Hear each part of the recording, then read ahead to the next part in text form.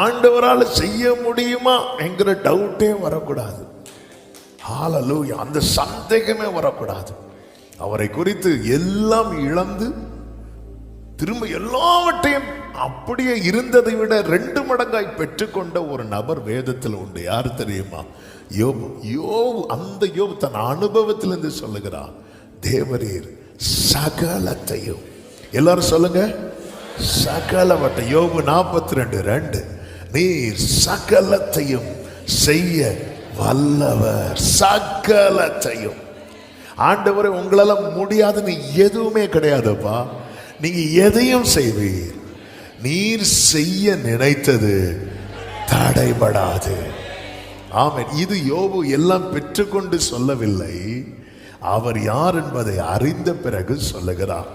எனவே ஒரு தேவ பிள்ளை கர்த்தர் எப்படி செய்ய போகிறார் அப்படின்னு சொல்லி ரொம்ப யோசித்து தலையை எண்ணாக்காதீங்க, புண்ணாக்காதீங்க.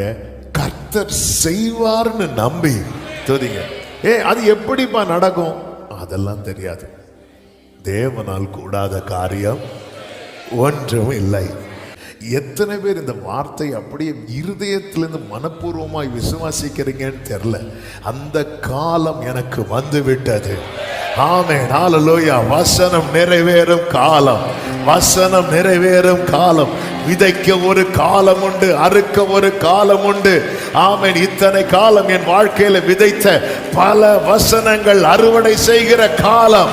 ஆமென். சொல்லுங்க பார்க்கலாம். எண்ணாகமம் 23:19 சொல்லப்பட்டிருக்கிறது, அவர் செய்யாமல் இருக்க மாட்டார். ஆமென். சொல்லுங்க பார்க்கலாம். அவர் செய்யாமல் இருக்க மாட்டார், நிச்சயம் செய்வார். ஹல்லேலூயா. நிச்சயமாக. ஆமென்.